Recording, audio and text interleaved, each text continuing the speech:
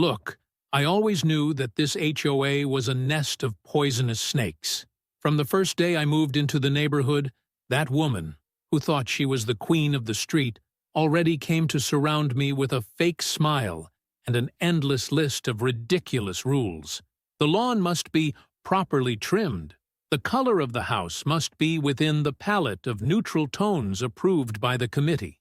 The mailbox must have a design that is harmonious with the aesthetics of the neighborhood. In other words, a lot of frills to ensure that everyone lives like a robot in a catalog of houses. But the real problem began when I built my mansion. That's right, a true architectural masterpiece that made all those little square houses look like dolls' shacks. Luxury, grandeur, exclusive details, everything just the way I wanted it. And guess what? The HOA hated it. First, they started with aggressive notices. Your home does not conform to the standards established by the association's bylaws. Then came the fines. Ah, the fines. They came faster than credit card advertising. Violation of the wall height code. Excessive lighting violation. Garden with plants not native to the area. If I blinked too hard in the direction of the HOA, I'd probably get a fine for visual disturbance of community harmony. I'd pay up, tear up the papers, and get on with my life, because money was no object. But for that woman? For her, I was the problem. I refused to bend the knee to her little empire of rules, and that must have eroded her ego to the point of insanity, because she decided to put a definitive stop to the problem. One fine evening, while I was traveling on business, my mansion caught fire. Yes, out of the blue. Just like that, mysteriously. Lightning?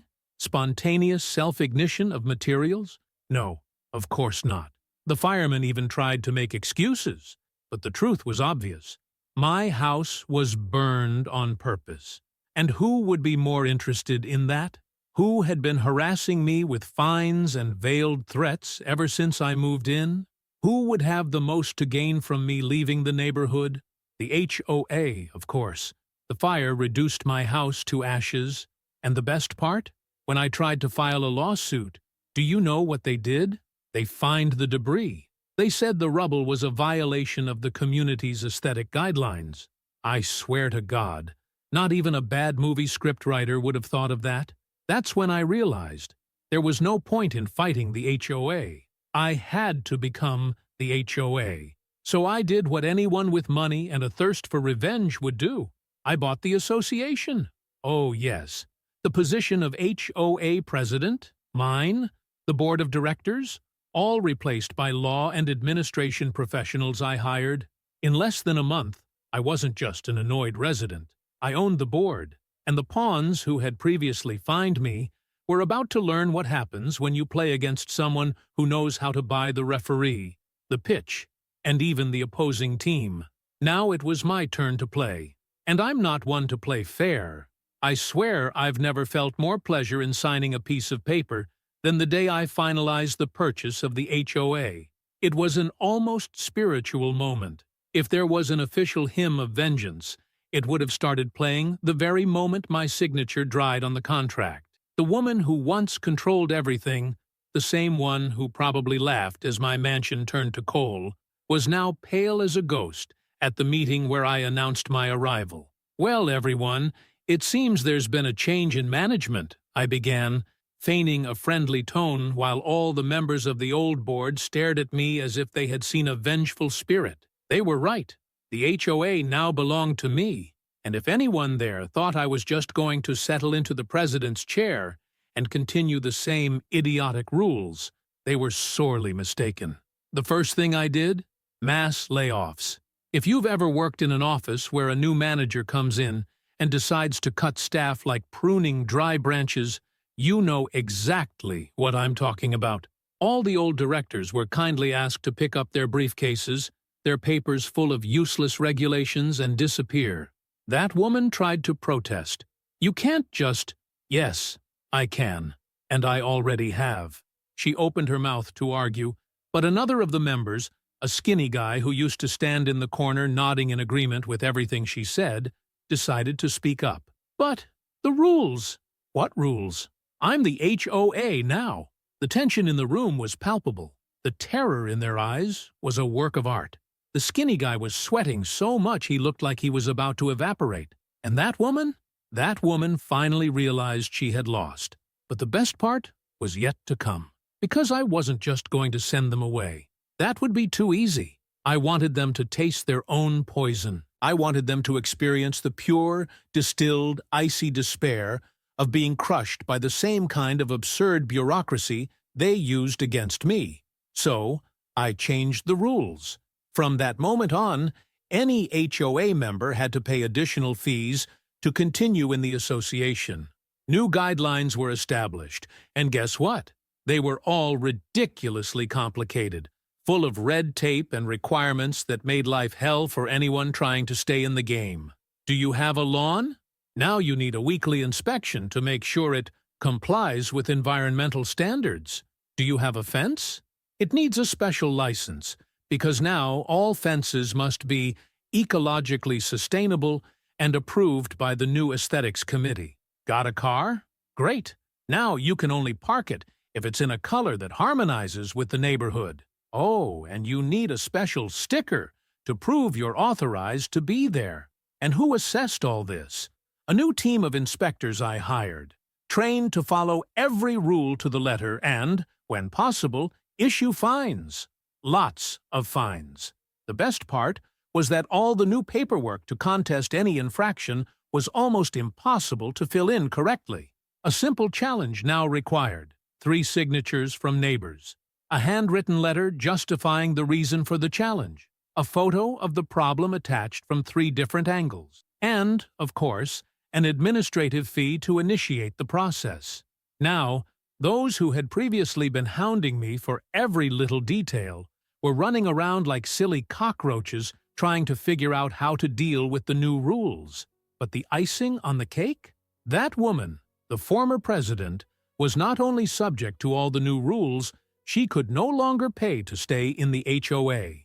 That's right, the costs of the new fees were so high that she simply could no longer keep her own home in compliance. And, well, the rules are the rules, right? If someone doesn't follow the HOA's standards, they need to be removed, and I couldn't wait to evict her from the neighborhood she thought she ruled. The fall of the former HOA president didn't happen all at once.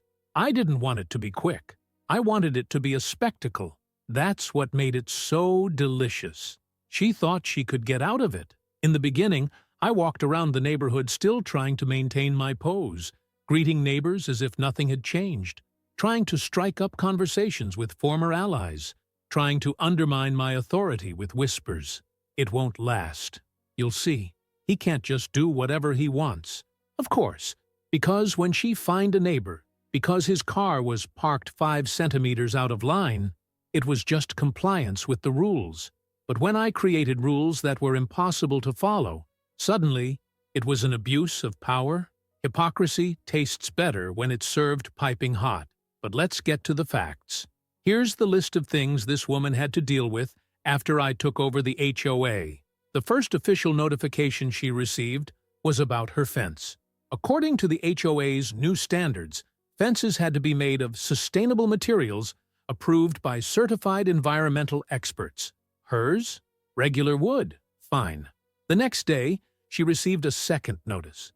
The tones in her house were not within the new approved palette. The new tones were inspired by natural elements. The lead gray of her house? It wasn't part of it. Fine. Oh, and the icing on the cake? The fines doubled every week that the infractions weren't corrected. Every detail of her house was re-evaluated. The lawn? It had to be certified free of unregulated pesticides. This required a soil test by a specialist who, curiously, only worked at inconvenient times and charged absurd prices. The outside lights? Their brightness now had to follow guidelines for the protection of local fauna. She had to hire an electrician to change everything. And even then, she received a warning that it still wasn't suitable. If she thought she could just throw out a bag of garbage and be done with it, she was mistaken. Now, the waste had to be separated and identified individually. Each bag had to be marked with a colored sticker, specifying whether it was ordinary, recyclable, or organic waste. And guess what? Her garbage was missing a sticker. This, of course, resulted in an official warning. 3 warnings in a row meant a progressive fine. In less than a month, she owed more to the HOA than many neighbors paid in a year.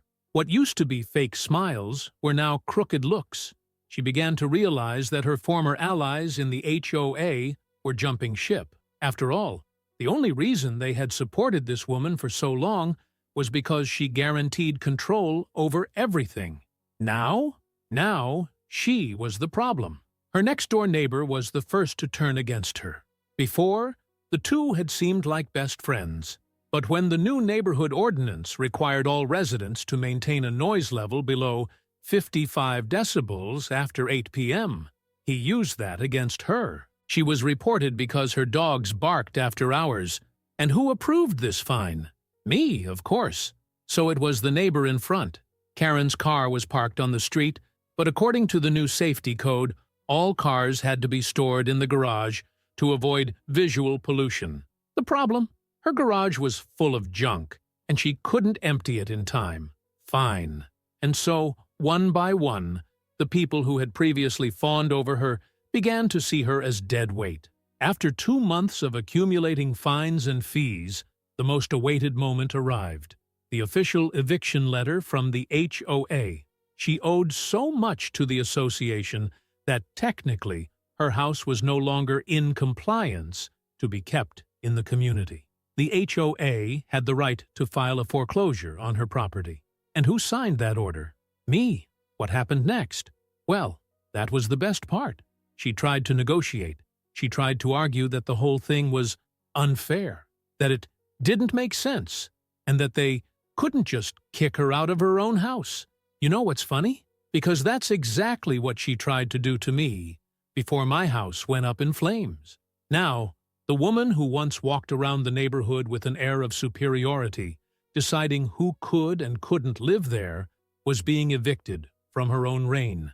And the icing on the cake? The last time I saw this woman, she was standing on the lawn of her house, surrounded by moving boxes, with the expression of someone who finally understood what it was like to be trampled by someone with more power. I tried to hold myself back, but I couldn't help a little nod and a polite smile. Rules are rules. She didn't reply. She just got into the car and disappeared from my sight. And there, at that very moment, the neighborhood was at peace for the first time in years. But me? Well, I was nowhere near finished yet. After the woman had finally been kicked out of her own neighborhood, I could have stopped there. I could have just sat in my new mansion. Yes, because I rebuilt an even bigger and fancier one in the same place, and enjoyed the peace and quiet that had finally taken over the neighborhood. But, you see, when you've spent so much time being tormented by a bunch of sheriff-esque squatters, simply winning isn't enough. You have to savor every second of their defeat. The HOA was mine now. I could do whatever I wanted with it, so I did. The first thing I did was do away with all those ridiculous rules that turned the neighborhood into a catalog of houses with no personality. No more of this nonsense about everyone having to paint their house in neutral tones. No more of this HOA standard lawn nonsense. Want to plant a cactus garden in front of your house? Do it. Want to hang Christmas lights in April? Go for it. Want to leave a bizarre statue of a gnome holding an obscene sign in the yard? Who am I to judge? The neighbors who had always hated the HOA were elated. For the first time, they could simply live without the fear of waking up to find an infraction notice because their car had a tire 2 inches over the permitted line. But of course, not everyone liked the changes. Some of the woman's former followers tried to resist, thinking they still had some influence. One of them, a grumpy man who was always spying on everyone from his living room window, came to my house personally to protest. This is not right. You're destroying the concept of community. I almost laughed. The concept of community. The community he wanted was a bunch of gossipy people pointing fingers and handing out fines for any nonsense. Well, now the community belonged to me. "If you're so unhappy, you can move out," I replied, with the best possible corporate tone. "Don't worry, we can arrange a nice eviction process to speed things up." He turned white and left without saying another word. The HOA became a fascinating social experiment. Freedom was so foreign to some residents that they didn't know what to do with it. A couple who had previously been terrified of mowing their lawn one day, after it was allowed, finally installed the inflatable pool they had always wanted in their backyard. An elderly woman who used to hide her dog because the breed wasn't allowed now walks it around the neighborhood as if it were the Queen of England. But of course, the icing on the cake was what I did with the former president's house. Oh yes, because after the woman was evicted, the property went back to the HOA. And what did I do with it? I turned it into something that would make anyone who once loved rules swallow their poison. First, I painted the house a garish yellow. Not just any yellow, but a shade so striking that it could be seen from miles away. Then, I installed a lighted sign out front that flashed at night with the words, "Smile, the HOA loves you." And, to ensure that the former tyrant's legacy was properly honored, I made sure to turn her house into a real community center, but not in the way she would have liked. The house became the Anarchy Club. It was an open space for parties, barbecues, and any kind of event that would previously have been forbidden by some absurd regulation. Neighbors would meet there just to celebrate the end of the HOA dictatorship. Once, we even organized a karaoke tournament where the rule was to sing as badly as possible. The neighborhood has never been happier, and so the great HOA, which had once been a tool of oppression, became the opposite of what it had always represented. The rules were reduced to the minimum necessary to maintain the basics of coexistence, and anyone who tried to impose something ridiculous was immediately ignored. The neighborhood became a better place. Well, I'm still the president of the HOA, but now, instead of spending my time signing fines, I sign approvals for collective barbecues, street parties, and absurd events just to annoy any vengeful spirits of the former president that might still be wandering around. Justice has been done, and done in the most entertaining way possible. And don't forget to subscribe to the channel and leave a like.